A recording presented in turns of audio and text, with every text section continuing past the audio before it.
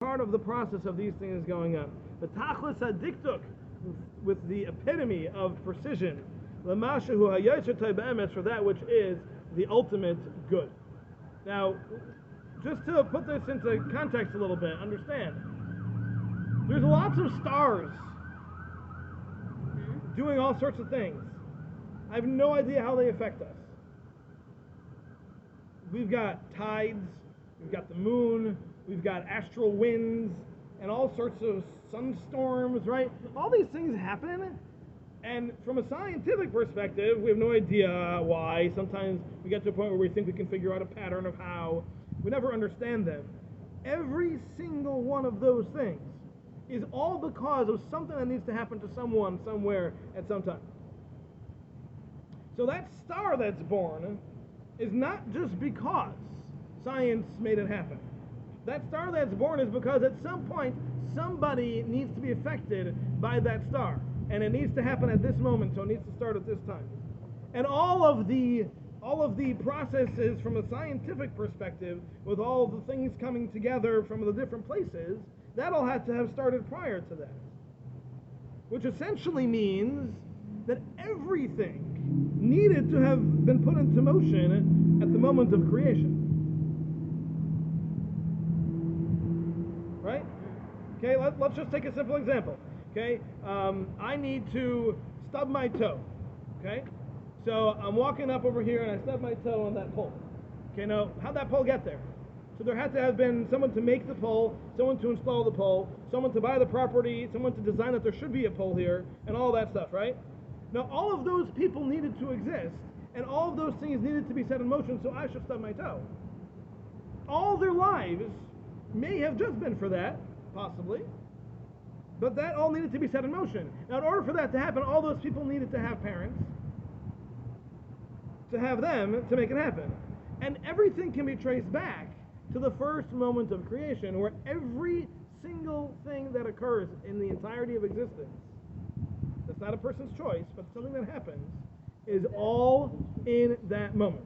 So now, once the person stubs the toe and all the stuff led up to the whatever it's supposed to be leading to, now what's what happens to all those people? Yeah.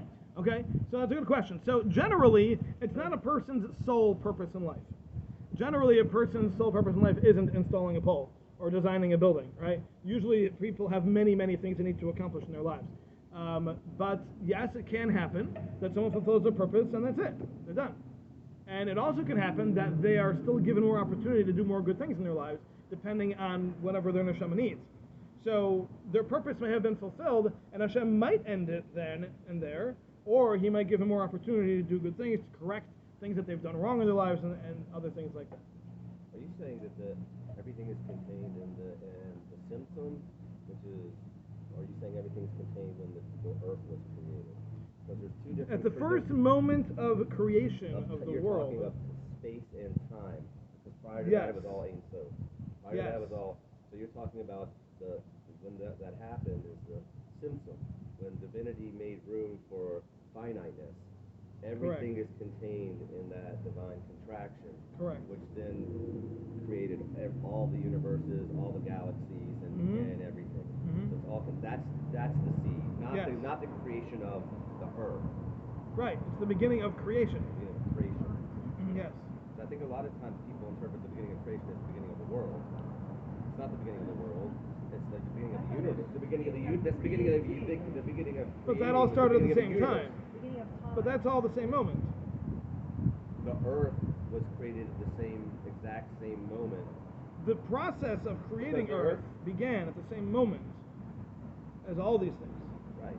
But we say before that there was vegetation and before there was anything, there was the 7 days, and there was the separation of the higher waters and the lower waters. At the very beginning it says, Va'aretz ha'yisayu v'vayu. Yes, Va'aretz ha'yisayu v'vayu though. The world was, right, but there was a world. There was a world. Va'aretz. Aretz, the land. Va'aretz, and the land was, right? This is at the moment of Bereshit. The world, the land, the earth, was empty and desolate. But it was a world. Because the Bereshit was the moment of creation of nothing to something. Right? Yesh me'ayin. That moment may have taken billions of years for it to play out, and that equals the 7 days. And we can talk about that another time. But that moment of what the Ramban calls the creation of Hiyuli, that is the moment where all of existence began, and time began with it, because time is tied to matter. That's the seed. Yeah, but that's the beginning of the world. Right, and that's the potential. That's the seed that everything's locked into that. Everything, every single gust of wind is all tied back to that. It has to be. It has to be designed. It's like you brought up one time, and we've heard other times that in the seed is the redwood tree is a colossal tree, but in the seed of the redwood, in that little seed or however big it is the potential of the entire tree. Not just that tree, and but all the trees that are going to come from that tree too. Yeah, exactly. Okay. All right, are we good here? Yeah. Anything else? No? Ready to move on? Yeah. All right. Do it. Let's go. Talk about the yin. All right. Let's get Jewish. Chapter 4 here. Yes. Yes. All right, we are going. I remember I was at a speech once, and it was a big gathering. Somebody had been imprisoned, and it was a big gathering to try to encourage people to help get him out. And so in addition to all the rabbis and everybody who was there was also like a senator or something. So Rabbi Ephraim Waxman spoke, and he's a phenomenal speaker, fiery, real emotional guy. And he switched off between English and Yiddish. There were certain things he didn't want the senator to hear, the way he was going to say certain things. So he transitioned into Yiddish so everybody would understand except him. And then he'd go back into English, You have to be careful. So, yes, we are now going to talk about Chapter 4. Chapter 4. Be'inyan Yisrael v'umay Sa'olam. The discussion about the Yidden, as we will be known as moving forward, and the nations of the world, the Goyim, as they will be known moving forward. Okay? Again, this is for safety's sake. We're gonna stick with our code. Okay? All good? Yep. Do it. All right. All right. Min ha'inyanim ha'amukim, one of the deepest ideas Shebahanagasa Yisbarach Shemai of Hashem is running the world. Hu inyan Yisrael v'umay Sa'olam is the idea of the separation between the Yidden and the Goyim. Shemitzad teva ha'enoshi, because from the nature of the human, nira hayes v'shavim be'emes, they're basically the same thing. Obviously, we have certain differences, but generally, noses or whatever else, right? But generally speaking, we're pretty much the same thing. However, from the Torah perspective, they are extremely different from one another. And they are so different, they're like two different species entirely. And actually there are those, Rishon Salanter in particular, was known to have categorized the world into an extra level from the standard categorization. There's the daimim, which is still inanimate objects, rocks, earth, right? And then there's Tzemach, that which grows, plants, trees. Then there's Chai, that which is alive, animals. And Medaber, and that which speaks, human beings. And he said, and then Yisrael. Yidden, next category. Right? So the same difference there is between a rock and a plant. There's a difference between a guy and a Yid. Okay? So just keep that in mind. That's what we're talking about over here. There's a very significant difference. As he says, they're like two different species entirely. Vihine. My goodness. Wow. Do I have to yell? Ay, slackers. Yeah, that's right. Scotch will definitely do better. People will be paying way more attention. Vihine. Again, no. Vihine hatan evar. You can walk, it's fine. Hatan evar be'inyan zeh be'er maspik. We will give for this idea a satisfactory explanation, understanding, and we will explain in which ways they are similar, and in which ways they are different. So just before we get into this, understand, physically there are no set differences. And the biggest proof to that is the fact that a person can convert. If physically there had to be differences, then a person couldn't convert. So that wouldn't work, right? So physically, obviously, exactly the same. The spiritual side, there are certain basics that are the same as well. They have free choice, just as much as we have free choice. 100%. And they have a Yetzer Hara and a Yetzer Tov, just like we do. An evil inclination and a good inclination, right? So in many ways, there are significant similarities, but in many ways, there are significant differences, and that's what we're going to discuss. Yes? When someone converts, do they get that piece of the neshama? When a person converts, they do get a new neshama, yes. Yes, they do. Correct. Which is why it's so important to make sure that a conversion was done properly, because if it wasn't done properly, then nothing has changed, because Hashem decides who gets a new neshama and who doesn't. So the fact that some rabbi decides, I decided that this is all you need for conversion and not something else, well, that's fine and dandy for you, but it doesn't help the person getting a new neshama. So that's why it's so critical to make sure that that's done properly. Does that mean their whole life's goal changes? Does that mean their whole life's goal changes? Okay, that's a good question. So the explanation to that is that the goal is not the person's goal as much as it is the neshama's goal. So the person, as the body with neshama A, will have a different goal than that same body with neshama B. But does neshama A get canceled out? Does neshama A leave? So there are different opinions. Some say yes, some say no. So for simplicity's sake, I would like to say yes. Because it makes just things easier to understand. But then everything But there are two opinions. Everything that the person did is just basically... Oh, for sure. For sure. Anything that happened in the past is gone. No, but even if it was good.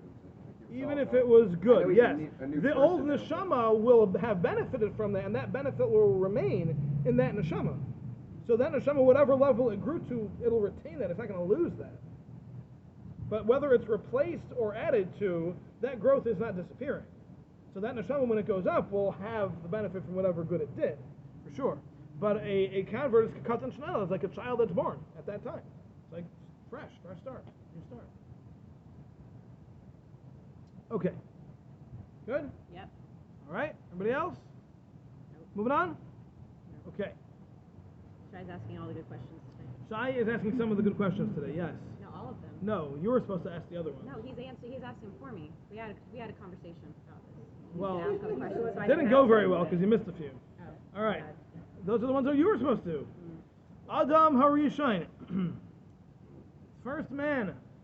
Koydem Chetoi, before his sin, he was in a very, very high level, a high station. Mimashahu Adam Ata, from that which mankind is at today. Again, we already explained this back in section 1, chapter 3, as I'm sure everybody remembers so well, right, Yafa? Yeah. Yeah. And the level of humanity, Lefi Hamatzavahu, based on that situation, the way it was when Adam lived, prior to the sin, it was an extremely lofty state, extremely honorable. Ru'uya Lamala Ramanitzchis, at a level that it was worthy of achieving an eternal perfection, an eternally high level of I don't even know what better word to use than perfection. Okay, so basically, mankind was capable of reaching a point through which they would be on an eternal level of height that they would not fall from. Okay, that's something that Adam was capable of. As we have already mentioned, had he not sinned, he would have been perfected, and he would have continued to become elevated higher and higher, with higher degrees of perfection, which is something that we discussed a long time ago. Hard to understand what that means, because in our minds, finite minds, perfection is a goal. Perfection itself is finite, but that's not the case. Perfection is actually something that has levels within it. Even perfection can be perfected. Okay, so Nine. See? We're learning. That wasn't bad. A little bit of hesitation there. Yes. It wasn't Brad. I said it wasn't bad. Oh, Yes. You can't hear. That's the problem. You guys got to move closer. Glad that. So are you saying that this profession has levels, then the closeness that we can get to Hashem is infinite? Yes. So we'll never get, you're saying we'll never get, in our process, we'll never get. Hashem is the only perfection of perfection. Now, the closer we get to Him, the closer we get to that state. We can never be Hashem. But I thought the Nitzotzot were part of Hashem. They are a part of Hashem, but they're not Hashem's entirety, which is what it takes to have that degree of perfection. That's not attainable. So we can only be perfected separate from Hashem. Correct. Connected to, though. Connected. I got that, yeah. Okay. Now, V'hine, ba'isai hamatzah, it's the same one, you don't have to drink again. Ba'isai hamatzah, that's because your cup's empty. Ba'isai hamatzah v'atayv. In that great setup, in that situation, he was to have children. Mispar Meshayar, a specific number, that Hashem decreed, that Hashem's wisdom decided. Based on a calculation of the truth of what is appropriate for the perfection of those who were going to live to be able to receive from Hashem. And they would all join with Adam in this benefit. V'amnam, that's water, l'chaim. Come on, water drinkers, let's go. Hataldo is ha'ela, those offspring, shahayaroi shayelid, which were appropriate for Adam to give birth to, nigzaru v'shayaru milfanav Yisrael Shemai, they would have been decided and measured exactly by Hashem, mishayarim b'hadragas miyuchadas, and each one would have been designed to have a particular station, a particular level, a standing in this world. Perosh meaning, Shayu Bahem Rashim, V'nitzalim. There would be those who would be the heads, and there were those who would be the followers. Shorashim V'anafim, those would be the roots, and those who would be the branches. They would follow one another in a set direction, in order, in a specific hierarchy, like trees and their branches. And the number of trees, the number of branches, and all those other things, everything would be done with an exact purpose and exact calculation. So, what he's saying is that when the world was in its initial state, Adam would have had children. Anybody who comes to Tuesday night class might be having some trouble with this. This does not seem to go with the Zohar, but that's okay. It doesn't need to, but it might. But anyway, so he's saying over here that this design included the process of offspring, and they too would have had different stations and levels. There would have been leaders and followers, there would have been greater ones and lesser ones, and all of that would have been designed for this perfection. Now why? Why is that necessary? So this simple understanding, and I haven't seen that here, but I know in other places it is discussed, the simple answer is because a solo is not as nice as a symphony. There might be more talent, and there might be something nicer about it, but a symphony is much more impressive. And that's the idea. Our ability to bring Kiddush Hashem, sanctification of Hashem's name into the world, is much greater when different people are doing different things. It's like speeches. The Rav Dessler says it. Imagine if you had a group of people that are all coming to thank the king, and each one said exactly the same speech, word for word. But if everybody had their own flavor, wrote their own speech, had their own ideas, it's much more impressive. It accomplishes much more to create this wholeness And that is the idea of needing to be more than just one individual in the world to accomplish this idea. All right, everybody have a wonderful week. See you next week, and hopefully sooner. Steve, we might want to buy a few more books. We should do that. Gotta go. All right, anybody who didn't sign up for the Sisterhood event, you're in trouble. Please come anyway. Except the men. Yeah. If the men show I'll up. plan on teaching a line dance. Yeah, that's right.